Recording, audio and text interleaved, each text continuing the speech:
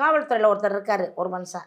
இவர் என்ன பண்ணாங்க, இதெல்லாம் திருடி ஃபோனை திருடி அதில் இருக்க ஆடியோலாம் எடுத்து நான் ஒரு இடத்துல வந்து பிசுறுன்னு இருப்பேன்.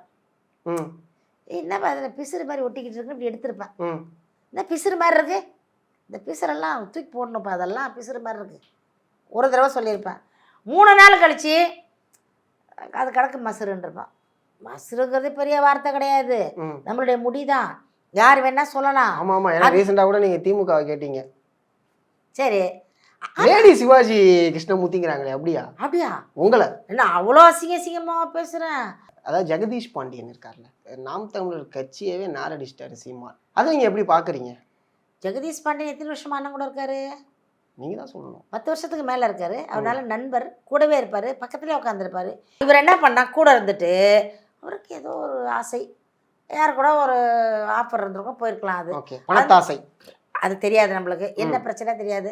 நண்பர், நல்ல நண்பர், நல்ல மனுஷன், திடீர்னு போயிட்டாரு. அது காரணம் நம்ம கேட்க முடியாது. நிறைய பேர் போனாங்க, திட்டின்னு. நிறைய பேர். யாரு தம்பி, ஒரு காய்க்கிற மரத்தில் கல்லடி படும். ஒரு 10 முட்டை காக்கா விட்டுச்சுன்னா 4 முட்டை கீழே விழுந்து உடையும். இது கட்சி. கட்சியில் வந்து இன்னைக்கு இருக்கவங்க அங்கே இருப்பாங்க, அங்கே இருக்கவங்க இங்கே இருப்பாங்க. நிலையானவர்கள் போக மாட்டாங்க தம்பி. தமிழ் தேசிய உங்களை மாதிரி ஆட்கள் நகர மாட்டீங்க. தமிழ் தேசியத்தை விரும்பக்கூடிய தமிழ் தேசியத்தை நான் தம்பி பொதுவாக வந்து நம்ம எதிர்பார்க்கறது இல்லை. நம்மள்ட்ட எதிர்பார்ப்பு நிறையா இருந்துச்சுன்னு வச்சுக்கோங்களேன். அப்போ வந்து அப்படியே ஆன வாய வச்சுருப்போம்.